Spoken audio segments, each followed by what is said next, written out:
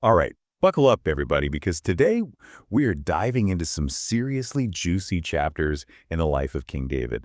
You know, we all think we know the story of David and Goliath, the underdog, the slaying the giant. But trust me, things get a whole lot more interesting after David puts down the slingshot.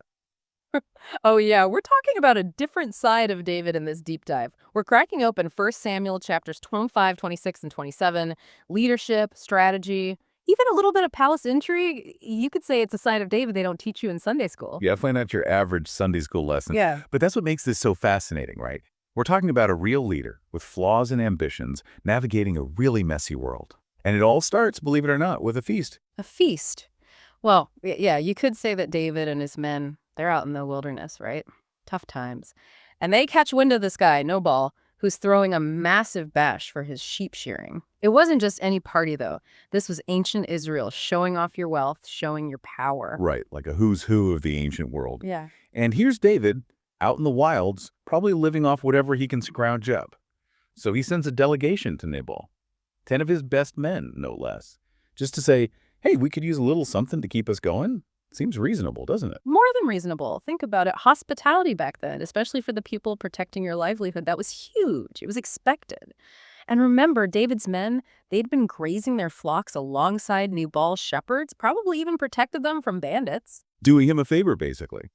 But Nabal, well, his name kind of gives it away, doesn't it? Nabal, the Hebrew word for fool. And let me tell you, he earns that title. Oh, he does. He completely blows David off, humiliates him, actually, right in front of his men. Now, this wasn't just a personal insult. This was a major social faux pas. Imagine you've just saved this guy's livelihood and he repays you with scorn. Brutal. You can just feel the tension rising. Hmm. David's men are probably ready to draw their swords right then and there. Yeah. Things could have gotten really ugly really fast. But then enter Abigail. Ah, Abigail. Now, here's where things get interesting. She was Nabal's wife, and let's just say she was the brains of the operation. Understatement of the century. She sees what's happening, sees her husband's about to spark a war with David, and she takes action. No time for drama. She's got a crisis to manage. And she's smart about it. Gathers up provisions, way more than David even asked for, and she goes to meet him herself. Now, this is a bold move. A woman going against her husband's wishes to confront a warrior like David. Talk about a power move. Yeah. But she knows what she's doing. She understands the stakes, understands the customs, and she uses them brilliantly. She publicly takes the blame for her husband's actions. Can you imagine doing that back then? Unheard of. And get this, she even calls Nabal worthless, right there in front of David. Not directly, of course. She was way too clever for that. She uses this really subtle wordplay, basically calling him a waste of space, but doing it in a way that everyone knew exactly what she meant. Oh, I love that detail. It's like she's winking at David saying, don't worry, I know what's up with this guy. Exactly. It's genius. She appeals to David's ego, his sense of justice, even his ambition, and it works. David, he sees her wisdom, her quick action, and he backs down. What do you think? Does this change how you see David? He's obviously a man of action, but he's also willing to listen, especially to a woman as shrewd as Abigail. So Abigail just totally diffused that powder keg with Nabal. But even though he dodged that bullet, David's still in a pretty tight spot, right? Oh, yeah. Saul is still out there. He hasn't forgotten about David. Not even a little bit. And Saul, he's not the kind of guy to just let things go. No, he is not. Remember that paranoia we talked about? Yeah, well, it's about to kick into overdrive. He hears that David's hiding out in the wilderness of Ziph. And this time, he's taking no chances. Oh, this is serious business now. So what does he do? Send a strongly worded letter. Saul, please. We're talking about 3,000 men, armed to the teeth, ready to hunt David down. Talk about an overreaction. David and his men must have been outnumbered big time. What were they supposed to do against that kind of force? It really puts you in their shoes, doesn't it? Imagine, you're David, on the run, constantly looking over your shoulder. And then you hear that Saul's army is closing in.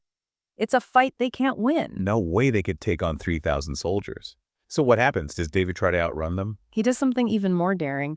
He sneaks into Saul's camp at night with just one of his men. Wait, what? Are you serious? That's insane. He's walking right into the lion's den. Why would he do that? Seems crazy. It's a move that has puzzled people for centuries. Why risk it all when he could have just kept running? Was it a suicide mission? A last-ditch effort to reason with Saul? Some scholars think it was a power play. A way to show Saul that he could have killed him in his sleep if he wanted to. A way of saying, I'm the better man, I have your life in my hands. That's intense. So he gets into the camp. What happens next? Is there a showdown? It's even more dramatic than that, David. He finds Saul sound asleep, and his spear, it's right there, stuck in the ground beside him. David could have ended it all right then and there. Oh, man, that's a heavy moment. Yeah. You could just feel the weight of that decision to kill or not to kill. What did David do? He takes the spear and the water jug, proof that he was there, that he had Saul at his mercy, but he doesn't harm him. He walks away. Just like that. After all that risk, all that tension, what? It's a question that has echoed through the ages. Was it mercy? Fear? Or maybe he had a bigger plan. Maybe he knew that killing Saul, even a king like Saul who seemed determined to destroy him, would only lead to more bloodshed. So he's spared Saul's life twice now. You'd think that would be enough to prove his loyalty. You would think so, wouldn't you? But something's changed for David. He's shown incredible restraint even when everyone was telling him to strike Saul down. But it dawns on him, none of this matters to Saul. He'll never be safe, not really, as long as Saul is on the throne. He realizes he's stuck in a deadly game of cat and mouse. No matter how many times he spares Saul, the threat will always be there. Exactly. He has to make a choice, and the decision he makes is a game changer. He decides to seek refuge with the Philistines. Well, hold on. The Philistines, as in Israel's sworn enemies, the Philistines. Talking about a plot twist. It's a move that makes your head spin, right? This isn't just switching sides in a schoolyard squabble. This is high-stakes international politics. It's a move born of desperation, but also of incredible cunning. He's playing a dangerous game, putting himself at the mercy of a whole new set of enemies. Right. He's essentially walking into the dragon's lair, hoping the dragon won't eat him. And remember, David's not just looking to survive. He wants to be king. This move shows just how far he's willing to go to achieve his ambitions. And it sets the stage for what's coming next. This is where things get really interesting. So David is caught in this web he's woven, playing the part of a loyal Philistine, going on raids. It's kind of hard to reconcile this image with the David we think we know, right? The shepherd, the giant slayer. Now he's leading raids for the enemy. Yeah, it really makes you think about the kind of pressure he was under, the choices he had to make. I mean, we're talking about survival here. But it's also about more than that, isn't it? Exactly.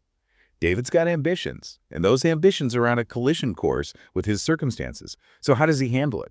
Well, if you look closely at the text, there's this really interesting detail. It mentions that during those raids, David was very deliberate about who he targeted. You're right. He made sure he never attacked any Israelites, even though he was fighting for the Philistines. Right. It's like he's trying to have it both ways. Yeah. Maintain his cover with the Philistines, but keep his hands clean when it comes to his own people. Talk about walking a tightrope.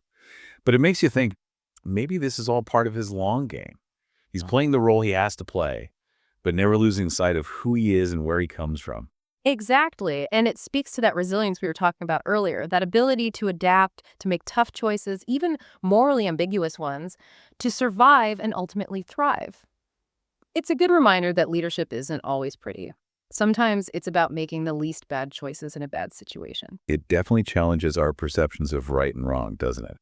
I mean, what would we have done in his shoes? It's easy to judge from a distance, but when you're in the thick of it, fighting for your life, fighting for your future, well, things aren't always so black and white. And that's what makes these stories so relevant, even thousands of years later. They're not just ancient history. They're about the human condition, about ambition, loyalty, betrayal, the kind of stuff we still grapple with today. It's like we're looking at ourselves in a mirror, isn't it? These stories, they force us to confront those uncomfortable truths about ourselves. The compromises we might be willing to make, the lines we hope we'd never cross. And maybe, just maybe, by understanding how someone like David navigated these challenges, we can gain some wisdom for our own lives. Absolutely. We can all learn from David's courage, his cunning, even his flaws. He reminds us that leadership isn't about perfection. It's about resilience, adaptability, and a relentless pursuit of what you believe in, even when the odds are stacked against you. Well said. And on that note, we'll leave you with this. As you go about your week, think about David. Think about the choices he made, the pressures he faced, and ask yourself, what compromises would you be willing to make to achieve your goals? And what lines, no matter what, would you refuse to cross? Thanks for joining us for this deep dive. We'll see you next time.